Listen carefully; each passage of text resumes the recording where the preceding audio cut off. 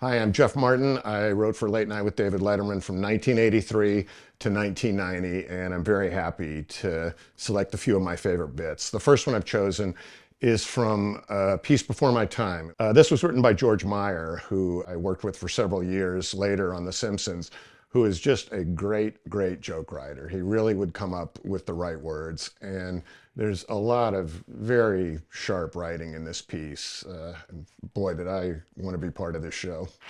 Recently, NBC commissioned a rather in-depth demographic study to find out more about the typical viewer, someone who watches this program every night of the week since we first went on the air. And the results have just now been published in it's about a 1,600-page report. And while the findings are fascinating, obviously too voluminous for us to go into in great detail here tonight, but there were some interesting highlights, and so we thought we would share those highlights with you. Under the category of employment, we see that the average non-viewer insurance sales representative, a pretty good position. Now, the viewer of Late Night, the man or woman who watches us every night, had no job as such, but sold 2 Bowie tickets for $150. So that's, here we are at education, and we see that the typical non-viewer has a bachelor's degree from Kansas State University. Very impressive, while the viewer of this program would have had a high school diploma if the shop teacher weren't such a liar. So, fascinating little... Now here's an interesting category, awards won, probably community awards and so forth. The average non-viewer has won a Children's Hospital Good Samaritan Award, while the average viewer has won the 12th prize in the Publishers Clearinghouse Sweepstakes, which was an Aladdin tartan plaid thermos. So that would be, by the way, we still have plenty of these grapes if you want to come down here to the studio. Now, section number 8. This is interesting. Attitude toward Liza Minnelli. According... it's in this... yeah, it's all in that book there. The attitude toward Liza Minnelli, the average non-viewer, surprisingly enough, said they could not abide her. Now, the average viewer could not abide her. So let's surprisingly... agree on that. It's an independent research company doing this work, ladies and gentlemen. Now, this part of the survey really intrigued me. Attitude towards movies in which cycle gangs terrorize ordinary folks.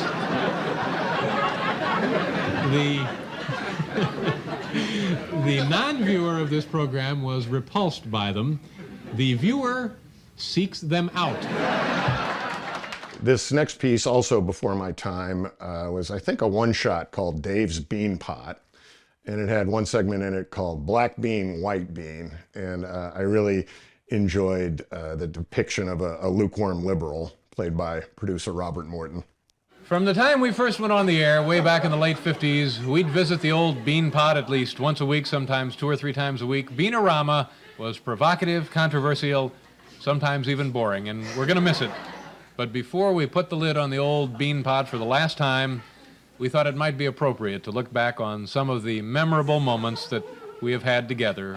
One of our most controversial installments was aired in 1963, and it was called Black Bean, White Bean, and it aired despite the protests of a nervous NBC executive. I think this clip of old videotape will explain what it was all about, so watch your monitors. You know, every Tuesday on Dave's Beanorama, you see a jar of black beans and a jar of white beans, but they're always kept separately. Well, tonight, I thought we'd mix them into one jar.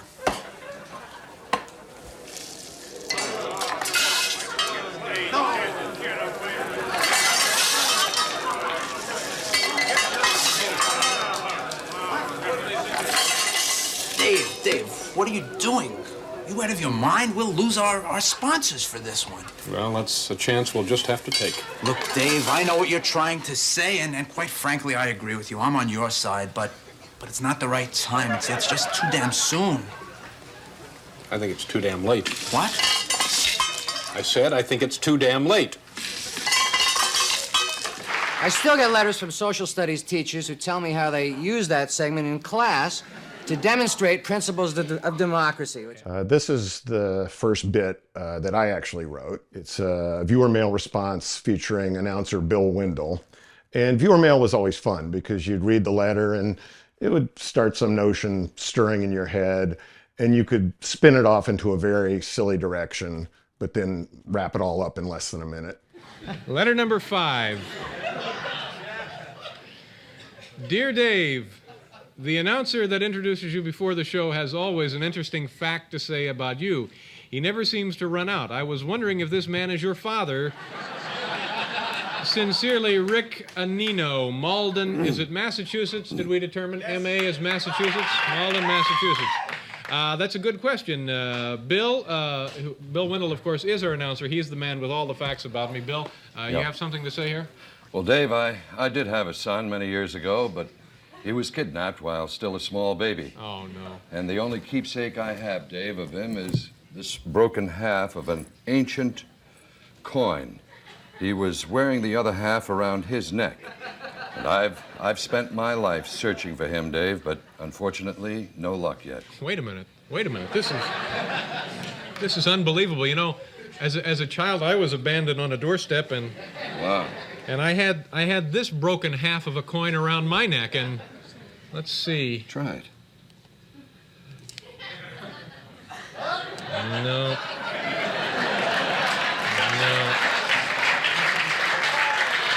That's not. Sorry. Okay. Tough luck, Bill. Now, this next one's just a quick joke from Dave's Dial-It Services. It was the Tom Bosley rumor hotline, and it's George Meyer's voice. I assume it was his joke, and I just love his reassuring tone. There were just a lot of jokes about mainstream showbiz in these early years that were signaling we're in showbiz, but we're standing outside of it a little, just lobbing jokes from the middle of the night. This is the Tom Bosley rumor hotline. Heard a rumor about Tom Bosley? Call and check it out. Tom Bosley is not leaving Happy Days. He's just taking 3 weeks off to do a made-for-TV movie called The Magic Pants. The Tom Bosley rumor hotline. This next piece was shot in Washington, D.C., and I wasn't there. Steve O'Donnell and Dave went to spend a day with a congressman, and I had this idea I submitted that they found the time to shoot while they were there. I like picking one patriotic piece because 1970s comedy was still Watergate influenced, and there was a revival of flag waving in the Reagan years. So we did an awful lot of segments that ended with a Stars and Stripes flapping in the breeze, and maybe we were kind of kidding, but the audience would roar. It was in sync with the times. Pete Rose was on the Phil Donahue show. Was that today or yesterday, Morty? I'll turn to my producer for this technical information. When was it, Morty? He was on today. It was on today, and he said on the program that having too much free time led to his gambling problem. And ironically, his gambling has led to plenty of free time now. Isn't it funny how that yeah, just... Thank you. What do you think? Paul, number 3? It's up to you. Kevin, you know? You know, I just don't know whether to do this one or not. I tell you what, I'm going to need a minute here to decide about this. I'll be right back. Behave yourselves while I'm gone. Thank you. Oh, how do you do? Lovely wedding, wasn't it? Oh.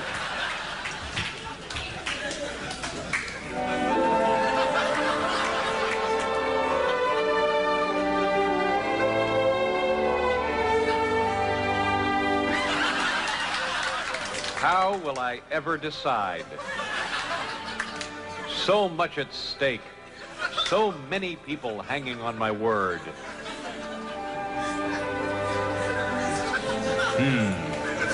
Now, here's a guy who had to make a lot of tough decisions. Gee, if he were in my place, I wonder what he would say. That government of the people, by the people, for the people, shall not perish from the earth. Let the people decide. Of course, of the people, by the people, for the people. Let the people decide.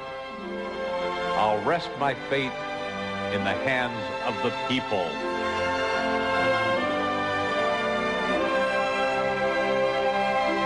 Okay, so...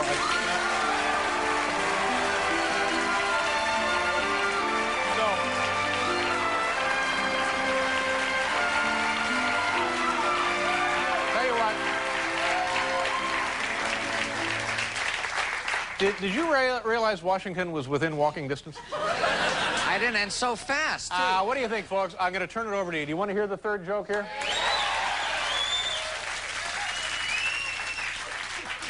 It's kind of a let freedom ring project, wasn't it? This is kind of sad. Here in Midtown earlier today, police are looking now for what they describe as a really lonely guy, and he just keeps going from computer store to computer store, trying out different laptops. So... let me go check with Abe one more time. Damn, I knew that would happen. We're 8 minutes into the show and we've been screwed already. Here's another piece I wrote that actually features me, but is mostly driven by drummer Anton Fig, who I had a lot of good luck with. Our next guest tonight is an author of this book, the author of this book. It's called The Friendly Drive, Forming a Happy Carpool. Ladies and gentlemen, please welcome Bob Simpson. Bob? Hi, Bob. Nice to see you. Nice to see you, Bob. And how are you doing? Doing fine, Dave. Thanks for asking. You know, Anton, excuse me, I was actually talking to our guest. Oh, sorry. That's all right. So anyway, thank you very much for being here. I appreciate your trouble, and thanks for coming by. Well, it's a pleasure, Dave. You know, I'm here playing the drums with him anyway, so... Bob, why exactly did you write the book? I didn't write a book, but I'm thinking of writing a book on drumming. Anton, you understand that I'm not talking to you right now, and that these questions are being addressed to our guest. Yeah, well, you've been looking right at me while you've been asking, so I assumed it was for me. Yeah, I understand, but it's just because the chairs are lined up this way. But I was talking to Bob, okay? Yeah, well, how will I know when you mean to ask me a question? I tell you what, you're going to have to use your own judgment in these matters. Mm-hmm. But there's a good bet for the next couple of minutes I won't be talking to you. Okay. Okay? But I use my judgment, right? That's right. Use your own judgment. Okay. All right, Bob. Excuse me for that. And so you're, I guess, in a carpool? No, I like to, when I drive, I like to be alone, and I find that the solitude is good. I've got time to think. Anton, how could you possibly think that question had anything to do with you? That was right up my alley, that question. All right, I'll tell you what, we'll try something else. If I have a question for our guest, I'll say Bob or Mr. Simpson, and then the question. If I have a question for you, Anton, I'll use your name. Okay, and great. then the question. Right. Okay? Okay, good idea. Anton Thanks. for you, Bob, Mr. Simpson for our guest. Got it. Okay. All right. Mr. Simpson, thank you very much for being here. It's my pleasure. And Mr. Simpson, what made you decide to write this book? Well, you know, I've been in a lot of carpools, and I started wondering what makes some happier than others. Yeah, yeah. And what is the origin of the word carpool? It's a compound word made up of car and pool. Anton? Yeah, well, you didn't say Bob, and you didn't say Mr. Simpson, and again, you're looking at me when you ask the question. I can't keep saying Mr. Simpson or Bob before every question. Yeah, if it'll help, I think I can, maybe I can move my chair to a different angle. Okay. Okay. Will that be all right with you, That's Anton? fine, He's going to definitely. move his chair. So now, if I have a question for the guest, Right. I'll be looking this way. Okay. If I have a question for you, Anton, Right. I'll be looking this way. Fine, that's fine. Okay? That's fine. Okay. Now, what makes a happy carpool? Well, I've never really given it much thought, Dave.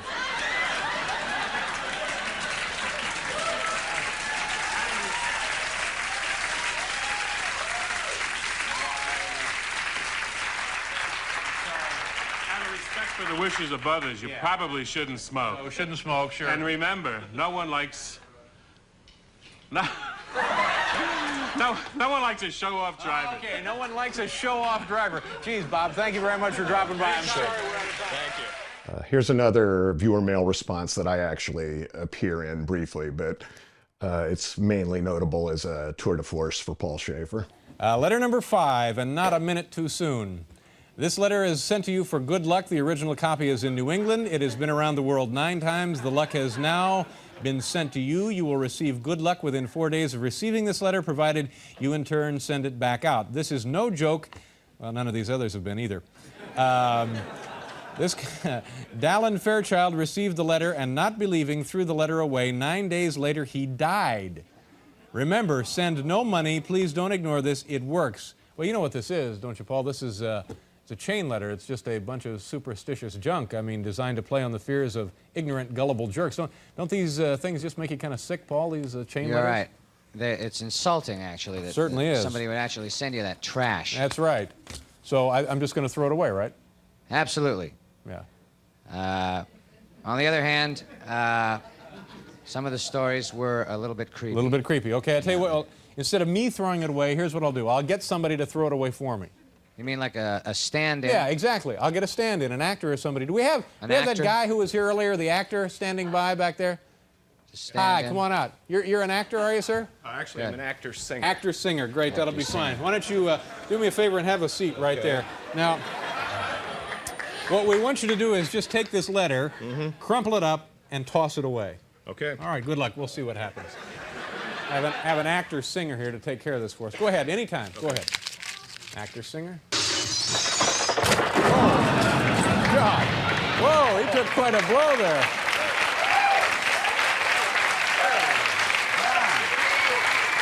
You all right? Wow, that's too darn bad, isn't it? Hey, What's the matter? Hey, wake up. Hey, you, hey. He's dead! Oh, no. The actor-singer is dead! No. It happened again! No. We've killed 2 actor-singers! I don't know. That's like killing 4 people! 4 people, yeah. I can't believe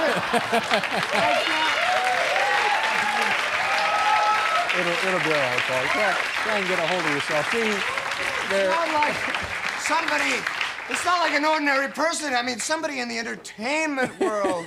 You know what he told me backstage? What did he say backstage? He said that he was a dancer. He was an actor, singer, dancer. Oh, my He God. had the world stretched out in front of him. He was up for a pun in Lacage. No, I didn't know that. You know, we'll never get an actor, singer on the show again. Okay. I'm telling you. All right, it's your fault. No, it's not it's my your fault. I had nothing to do You with it. killed him. No, I didn't kill You were anybody. supposed to be sitting there. You were supposed to be there. You killed him. All right. Damn this network budget. Why can't they afford girders and stay up? Paul, I tell you what. Why do so many have to die? It'll be all right, Paul. Oh, The one character I played on the show that fans remember is Flunky, who is a dissolute circus clown. It was fun in subsequent years. Sometimes I'd meet somebody like Matt Groening or Patton Oswalt for the first time, and after chatting for several minutes, they'd suddenly go, "Hey, wait, you're Flunky." So this next one also has a nice memory of Bill Murray was the guest on the show, and I passed him coming off, and he went, "That was great." A nice memory. Letter number 3. Dear Dave, one of my friends wanted to get on your show, so I told him if he had the David Letterman show tattooed on his back, he could probably get on the show. The clown took me seriously. He got drunk and got the tattoo. Help, Lewis Brown, Austin, Texas. Well, you know, Lewis, I don't need to tell you that when clowns and tattoos mix, anything can happen. And so here now with some advice for kids watching tonight is Flunky, our own late-night viewer male clown. Flunky, come on out. Here's Flunky.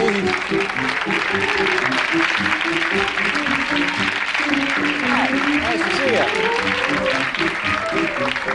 you. Flunky, always a pleasure to have you here. Now I remember a couple of months ago, you told us that you had you had a tattoo, and tell the folks all about that. Well, I was in New Orleans with my sister's ex-husband. He just got out of the hospital or something, and we were both hitting the sauce pretty hard. Yeah. And so, what, for the fun of it, you went into the French Quarter and got yourself a tattoo? Well, yeah, I wasn't having much luck with women, and you know, I thought it'd make me look more like a tough guy. Right. And did that seem to do the trick? No, I still couldn't get chicks. Yeah. It turns out most women think clown makeup looks kind of gross, you know, especially when you sweat. Yeah. Well, Flunky, what is the tattoo? Well, it was supposed to be a hula girl, but the guy's hand was shaking pretty bad, and it came out looking more like a lizard. Yeah. So one of those deals when you flex your bicep, the girl appears to dance? It was supposed to, but I guess you need some muscle tone for that to work. you know, carnival food. Oh, sure, I understand. Well, do you mind if we take a look at the tattoo? Could you show it to us? I don't think you want to. It's really infected. Yeah.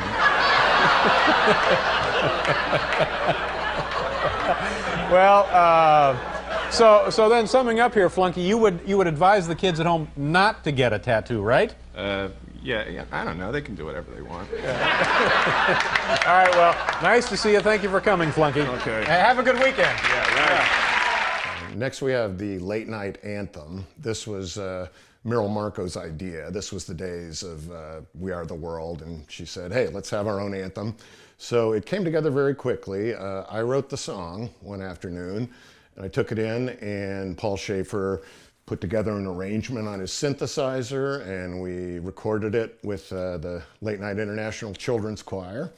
Shot it, stuck a bunch of film coordinator Rick Scheckman's little video pieces on it. We called those Shecky footage, and aired it. And it went well. And Dave's aversion to things like singing, I think, really made it pop at the end when he joined in. And now, a special message from Grant Tinker, chairman of NBC. Hello, I'm Grant Tinker. It's been a good year here at NBC, what with hit shows like Bill Crosby and Hill Street Station. But raking in big advertising dollars isn't our only priority. Another is building a better world. That's why tonight, it's my great pleasure to introduce the new Late Night Anthem. Why does late night need an anthem? Well, call me a dreamer. But it's my hope that the Late Night Anthem will inspire the nations of the world to settle their differences, leaving them more free time to watch network television. Plus, and this is important, all the really happening companies have anthems. Coke, Delta Airlines, GE, Turner Broadcasting, HBO has two. Grant. Oh, sorry. Well, anyway, sit back with us now and enjoy Paul Shaffer and the Late Night International Children's Choir. And I think you'll see it's a late night world of love. Maestro?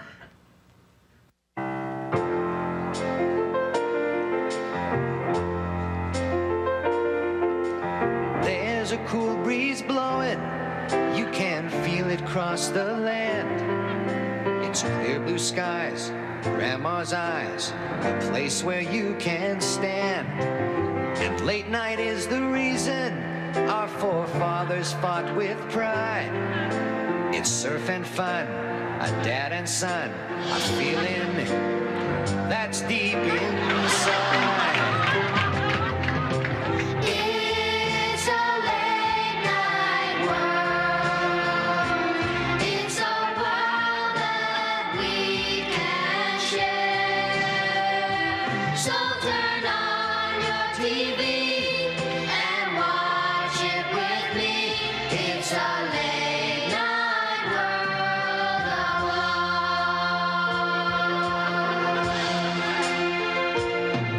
There's a whole new generation who are willing to say yes. It's soups and stews, a wall of shoes, a thing called happiness. So change the channel, change your life. It doesn't cost a thing. We're talking loud, standing proud. Now join us as we